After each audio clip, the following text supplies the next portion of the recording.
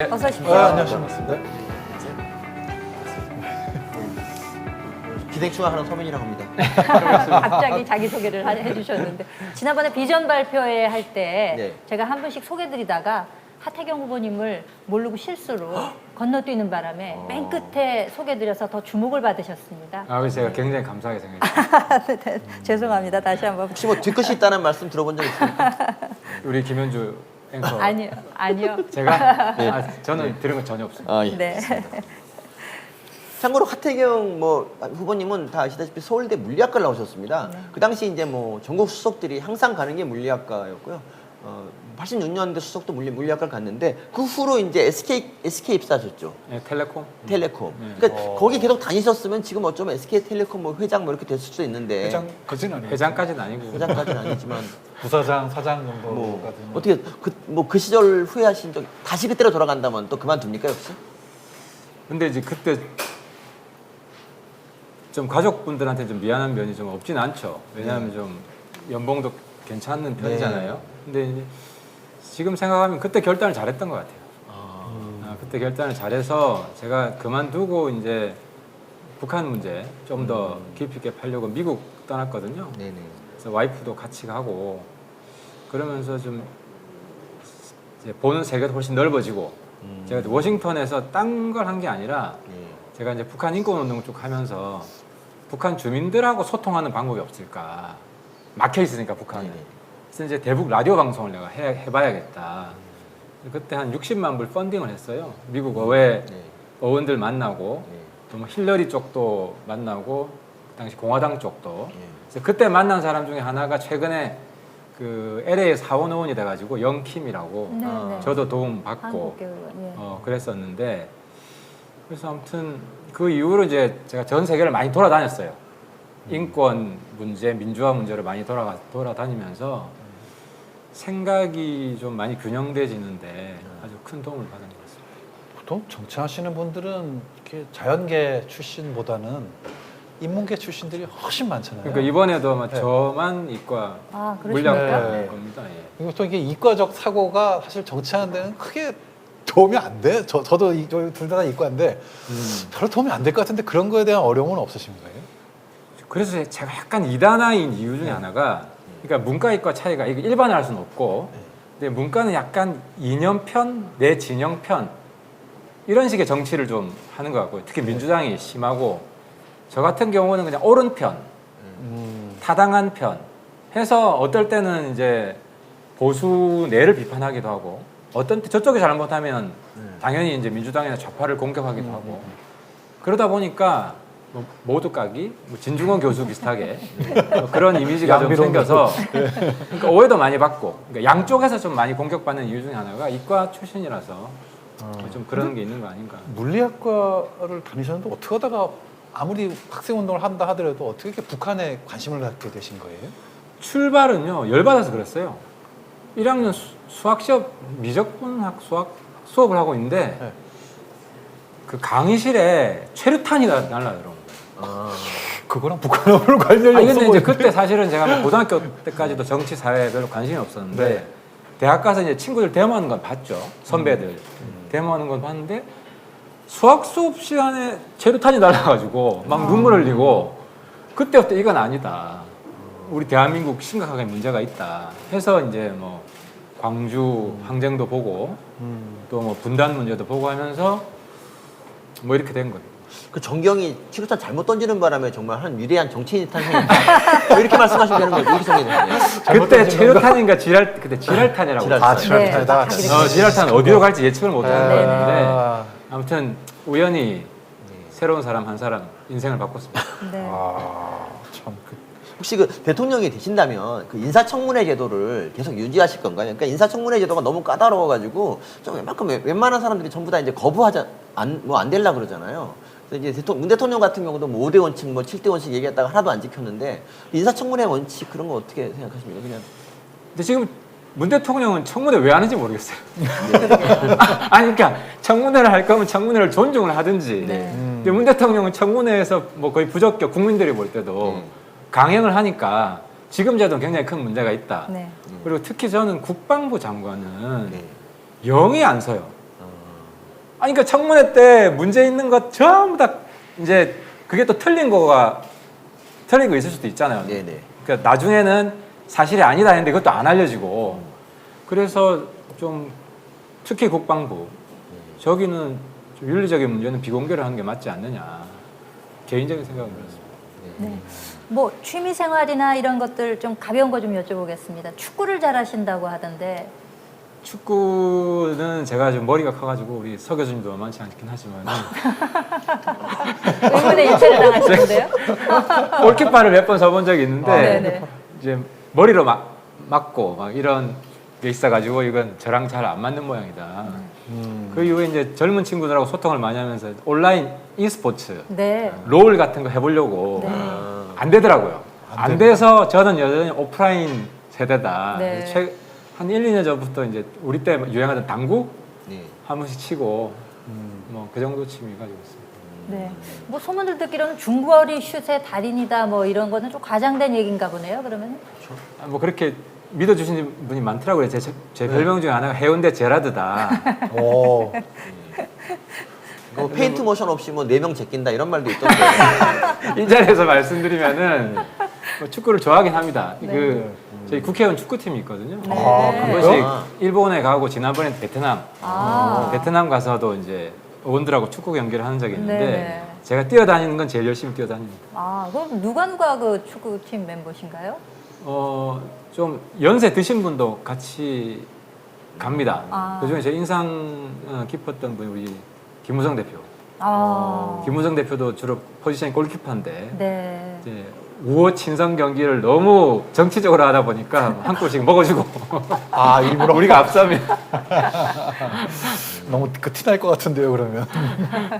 이제 공정의 아이콘으로 알려져 있는데 혹시 그 나중에 대통령 되신다면 이제 뭐 질병관리청장이나 뭐 보건부 장관을 임명한다 그럴 때 조금 이제 인연이 있는 하지만 능력은 없는 저하고 저기 뭐 현 정권의 지지자 역할도 좀 했는데 능력이 있는 그런 그런 전문가랑 누구를 뽑겠습니까? 저는 서 교수님은 그 TBS 앵커 제일 어울린다. 아. 시청률이 훨씬 많이 나올 것 같아요. 감사합니다. 교통방송. 교통방송 제가 살리겠습니다. 지금 김어준을 압도하는 네. 그 그렇죠. 보수의 앵커 아이콘으로 충분히 가능하실 것 같고 교수님은 정신과죠. 네네. 그래서 저는 최근 대한민국이 앵그리 예. 네. 사회고 네. 이제 코로나가 지나면 좀 정신적으로 좀 편안하고 안정적인 그런 대한민국으로 가야 된다. 네네네. 그래서 좀 마음을 편안하게 해줄 수 있는 네. 정신 복지가 더 중요한 거 아니냐. 아, 서 교수님 말씀은 그러니까 이제 능력과 성향 중에서 네네, 어느 쪽을 위주로 해서 뭐 인사를 하시겠는가 뭐 그런 근데 질문이셨나요? 뭐 답은 간접적으로 저는 안 뽑겠다는 말씀 하셨어요. 안 뽑겠다는 얘기를 같이 돌려서 생각하면 말해서. 근데 제가 후보 12명의 후보를 몇 면을 보니까 네. 하태경 후보님이 저희보다 젊어요. 12명 중에 제일 젊으시더라고요. 아, 맞습니다. 제가. 네. 저희보다 젊은 후보가 한 분도 안 생물학적 계신데 나이는 젊은데요. 네. 저도 이번에 제가 별로 강조하지는 않습니다. 조사하면서 처음 알았습니다. 저보다 젊다라는 거를. 한 번도 그런 생각 안 해봤는데 네. 혹시 그 젊음을 내세워서 다른 후보보다 뭐 경쟁력이 있다라고 할 수 있는 부분이 있을까요? 아니 저는 오히려 네. 좀 김종인 대표를 네. 뭐 여러 번 가까이 하고 대화를 해보면 이분은 웬만한 정치인들보다 젊다. 아 그렇습니다. 생각도 젊고 시대에 대한 이해도 젊고 그리고 최근 뭐 박지원 원장님 이야기도 좀 언론에 거론되는데 네. 그분도 굉장히 젊어요. 정신적으로는. 그러니까 SNS나 페이스북 이번에도 보면 막 댓글을 막 달잖아요. 그렇게 댓글 다는 것도 쉬운 게 아니거든요. 그래서 오히려 그러니까 제가 이번에 뭐 세대 교체라는 이야기를 막 강조하지 않는 이유도 대한민국의 노령화 문제도 심각한데 좀 너무 어르신들 기껏으면 안 된다는 생각도 있고요. 그래서 저는 뭐 젊다는 게 제 장점이긴 하지만 뭐 그렇게 부각하고 싶지는 않습니다. 네. 혹시 그 BTS 이제 병역 특례 뭐 면제 이런 것 때문에 이제 좀 뜨거운데 그 혹시 BTS 병역 어떻게 생각하십니까? 그 당시에는 제가 주장을 했어요. 네. 제가 왜 주장을 했냐면 성악과 있잖아요. 네. 성악 콩쿨. 대회 나가서 콩쿨 나가서 1등하면 군대 면제 받더라고요. 네. 근데 대중가요는 못 받아요. 그래서 이게 불공정이다. 네. 성악에서 1등을 하면 네. 당연히 대중가요도 받아야 되고 네. 무용하면 1등하면 면제 받아요. 예. 그러면 우리 댄스 가수. 우리 젊은 친구들이 요즘 많이 하는 뭐 댄스 예. 그런 경연대회 같은 것도 있잖아요. 있죠. 세계대회. 네. 아니 그럼 받아야 되는 거 아니냐. 예. 국악도 있어요. 국악. 아니, 그래서 저거는 이제 공정 문제로 제기를 했는데 네. BTS 팬들이 네. 왜 우리 BTS 누구 뭐 정국이 등등 네. 군대 간다는데 왜 자꾸 그런 이야기를 해서 네. 그래서 제가 이제 팬들이 정 그렇다면 뭐 제가 양보하겠습니다. 그렇게 소신이 많으신 분은 아니신가 보네요. 아니 그 팬들이 아우 제가 그때 죽을 뻔했어요. 그리고 우리 애들도 제가 애가 셋인데 다 팬 있을 거 아닙니까? 네. 우리 딸내미는 샤이니 팬이고 아. 그래서 아빠 그 뭐 소위 뭐 조국기 부대, 태극기 부대보다 더 무서운 부대가 어딘지 아느냐? BTS 부대랑 샤이니 부대다. 아빠 건드리지 마라. 아무튼 제가 그래서 역시 꼰대구나. 요즘 젊은 친구들 세상을 잘 모르는구나. 아니 해외 팬들 같은 경우는 벌써 반대할 것 같은데요. 해외 팬들은 염두에 두지 않습니까 혹시? BTS 외국 팬들 네, 외국 예. 팬들. 어마어마하죠. 댓글이 영어로 달리더라고요. 댓글이 영어로 달려요. 네, 그럼요. 우리 오빠들 괴롭히지 말라고. 아. 그래서 아무튼 지금 국회에서 거론되고 있는 그 법안도 네네. 조용히 통과시키지 않을 거면 시끄럽게 하는 것은 BTS를 오히려. 위한 게 아니다. 네. 그렇게 판단하셨군요. 네. 네. 근데 저기 아까 말씀하신 것 중에 성악이나 무용으로 콩쿠르 세계 대회 나가서 1등하는 거 하고 사실 대중가요로 빌보드에 1등하는 거 하고는 단순 비교는 좀 어렵지 않습니까? 근데 그 법이 있는데 그 이제 그 제도를 채택한 이유가 있는데 가장 큰 목적이 국위 선양이에요. 그 제도 자체로는. 네네. 네. 그래서 이제 이게 국위 선양이면 BTS보다 더 국위 선양하는 사람들이 누가 있느냐. 그렇죠. 전 세계 한류를 퍼뜨리고 한국말 배우고 네. 그러잖아요. 한국 관광도 지금 코로나 아니면 영향력 차원에서 관광도 많이 오고. 엄청나죠. 예. 그러니까 국위 선양을 기준으로 하면은 이걸 빼는 건 말이 안 된다. 근데 이제 우리나라 그게 못 살 때는 그런 게 상당히 의미가 있을 텐데 이제는 뭐 세계 10위를 뭐 왔다 갔다 하는 나라인데 국위 선양을 굳이 해야 돼. 개인적으로. 아니 그래서 제가 오히려 그럼 다 빼라 그럼. 예. 그러니까 저의 최대 원칙은 공정해야 공정. 된다. 누구나 제도는 똑같은 잣대. 공정해야 예. 된다. 그래서 지금 아시안 게임 1등 한다고 그게 무슨 국위 선양을 하냐? 올림픽 1등보다 열심히 하고 더 헌신력을 하는 선수들이 네. 부각되는 이런 시대인데 네. 그래서 기준을 완전히 바꾸고 웬만하면 다 축소해라. 제가 굉장히 강하게 요구를 했는데 그런데 별로 축소가 안 됐어요. 왜냐하면 또 문화계에서는 또 굉장히 또 요구가 강한 거예요. 그래서 그걸 보면서 제도라는 거는 한 번 만들 때 굉장히 신중해야 된다. 한 번 만들면 바꾸기가 어렵다. 네. 그렇죠. 그 전부터 제가 하태경 후보님한테 궁금했던 것 중에 하나가 이게 좀 개인적인 거라고 할 수도 있는데 박사과정을 중국에 가서 하셨더라고요. 예. 좀 뜬금없다는 느낌도 드는데 거기도 전공은 세계 경제를 하셨어요. 예, 그렇습니다. 중국 지린대와 세계 경제 뭔가 매치가 안 되는 것 같은 느낌인데요. 어떻게 이 중국으로? 자리에서 예. 말씀을 드리면은 이제 1차적 목적은 당시에 제가 이제 탈북자 도우려고 탈북자 도우려고 사실은 뭐 이건 자랑은 아닌데 제가 그때 돈이 별로 없어가지고 중국 장학생 시험을 쳐서 장학금을 받고 갔어요. 그래서 뭐 북경이나 상해도 갈 수 있었는데 다들 그 학교에 이제 중국 정부 장학금을 받고 온 학생은 저밖에 없는 거예요. 네. 그래서 이것 때문에 친주이다, 중국 아, 통이다 그러니까 이런 얘기를 많이 봤는데 들으시잖아요. 그게 아니라 네. 탈북자들이 북경이나 상해에 없거든요. 두만강 유역에 주로 많아요. 아. 그래서 원래는 연변에 가려고 그랬어요. 네. 연변大学, 그러니까 연변대.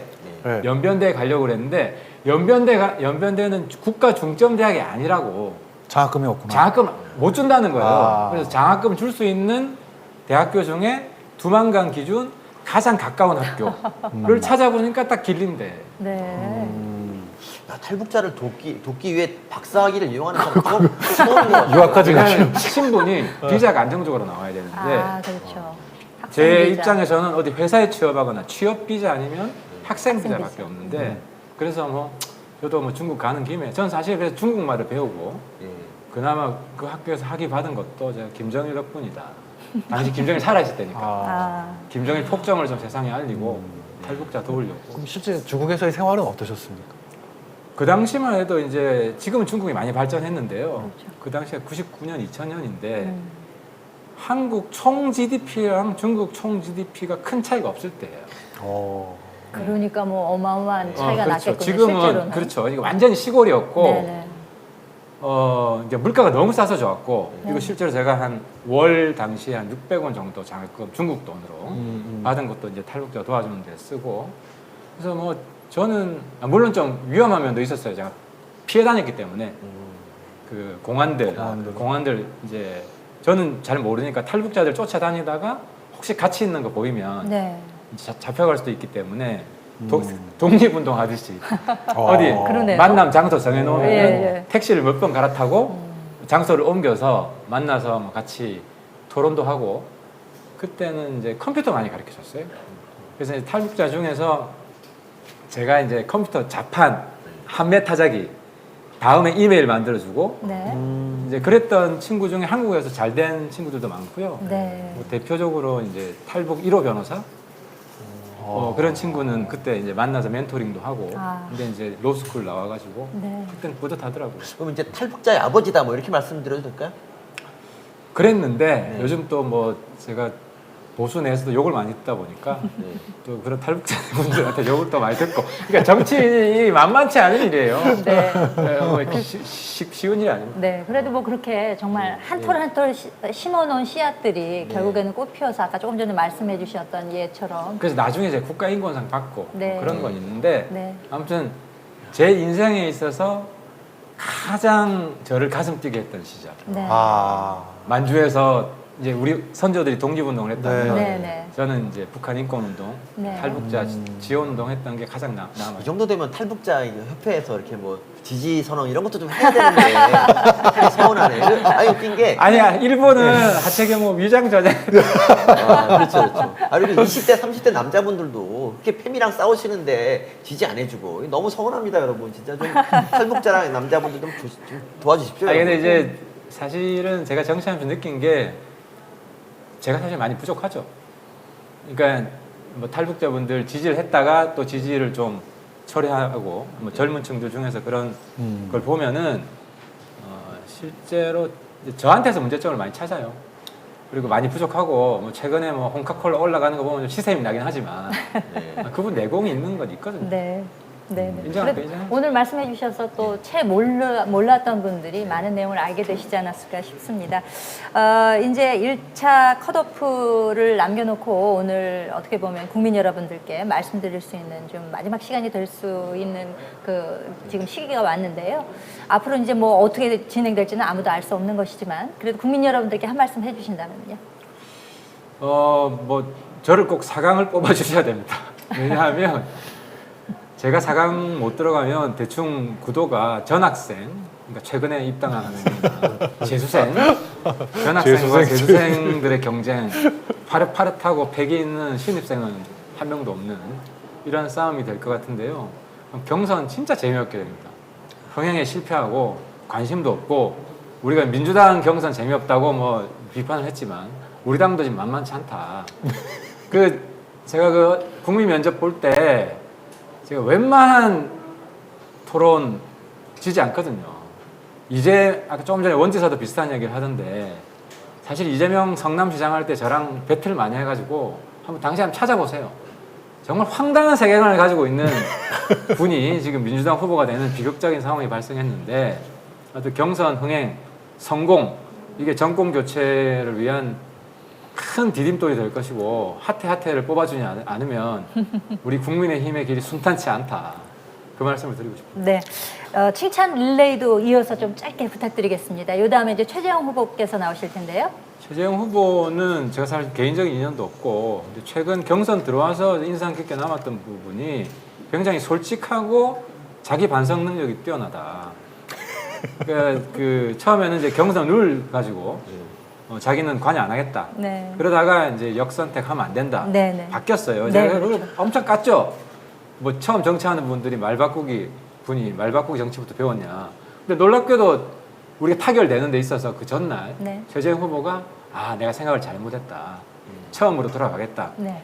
이렇게 해서 타결이 됐는데 네. 그 굉장히 큰 용기거든요. 네. 정치인이 한번 했던 실수를 인정하고 그래서 그런 부분에 있어서 최 후보님은 지금이더라도 좀 정치권에 좀 매진을 해서 끝까지 완주하는 그런 모습을 보여주셨으면 좋겠습니다. 네, 잘 들었습니다. 네, 하태경 후보와 만나봤습니다. 오늘 말씀 잘 들었습니다. 네, 고맙습니다. 감사합니다. 네.